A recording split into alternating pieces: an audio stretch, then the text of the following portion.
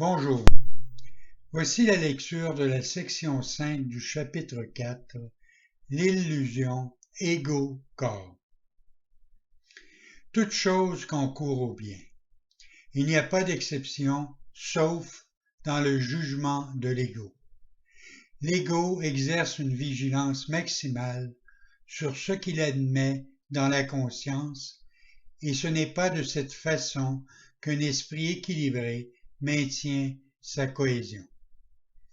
L'ego devient encore plus déséquilibré parce qu'il soustrait à ta conscience sa motivation première et qu'il fait prédominer le contrôle plutôt que la santé d'esprit.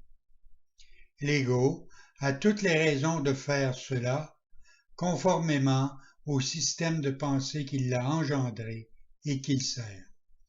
Un jugement sain, inévitablement, jugerait et rejeterait l'ego, et l'ego doit donc l'oblitérer dans l'intérêt de sa propre préservation. Une source principale de l'état déséquilibré de l'ego est son manque de discrimination entre le corps et les pensées de Dieu. Les pensées de Dieu sont inacceptables pour l'ego parce qu'elles indiquent clairement l'inexistence de l'ego même. C'est pourquoi l'ego soit les distord, soit refuse de les accepter. Il ne peut pas toutefois les faire cesser d'être. Par conséquent, il essaie de dissimuler non seulement les impulsions inacceptables du corps, mais aussi les pensées de Dieu, parce que les deux représentent une menace pour lui. Se souciant principalement de sa propre préservation face à la menace, l'ego les perçoit comme étant les mêmes. En les percevant comme les mêmes, l'ego tente de se sauver d'être balayé, ce qui serait sûrement en présence de la connaissance. Tout système de pensée qui confond Dieu et le corps doit être insane. Or, cette confusion est essentielle pour l'ego, qui ne juge qu'en fonction de la menace ou de la non-menace contre lui. Dans un sens, sa peur de Dieu est au moins logique, puisque la seule idée de lui dissipe l'ego. Mais la peur du corps avec lequel l'ego s'identifie si étroitement n'a absolument aucun sens. Le corps est la demeure de l'ego de par son propre choix. C'est la seule identification avec laquelle l'ego se sent en sécurité, puisque la vulnérabilité du corps est son meilleur argument pour montrer que tu ne peux pas être de Dieu. Voilà la croyance que l'ego parraine ardemment, et pourtant l'ego est le corps parce qu'il ne peut l'accepter comme une assez bonne demeure pour lui.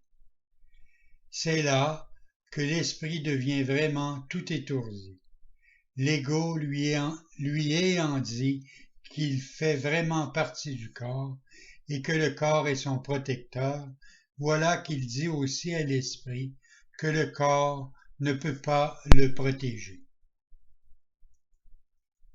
Alors l'esprit demande: où puis-je obtenir protection? À quoi l'ego répond: tourne-toi vers moi. Mais l'esprit, non sans raison, rappelle à l'ego qu'il a lui-même insisté sur son identification avec le corps, de sorte que rien ne sert de se tourner vers lui pour être protégé. À cela, l'ego n'a pas de vraie réponse parce qu'il n'y en a pas, mais il a une solution typique. Il oblitère la question du champ de la conscience. Une fois sorti de la conscience, la question peut provoquer et de fait provoque un malaise, mais elle ne peut pas trouver de réponse parce qu'elle ne peut pas être posée. Voilà la question qui doit être posée. Où puis-je obtenir protection? Cherchez et vous trouverez ne signifie pas que tu doives chercher aveuglément et désespérément quelque chose que tu ne reconnaîtrais pas. Une recherche signifiante est une recherche entreprise consciemment, consciemment organisée et consciemment dirigée. Il faut que le but soit formulé clairement et gardé à l'esprit. Apprendre et vouloir apprendre sont inséparables. Tu apprends le mieux quand tu crois que ce que tu essaies d'apprendre a de la valeur pour toi. Toutefois, ce n'est pas tout ce que tu veux apprendre qui ait une valeur durable. De fait, il se peut que bien des choses que tu veux apprendre aient été choisies parce que leur valeur ne durera pas. L'ego trouve avantageux de ne pas s'engager envers quoi que ce soit qui est éternel, parce que l'éternel doit venir de Dieu.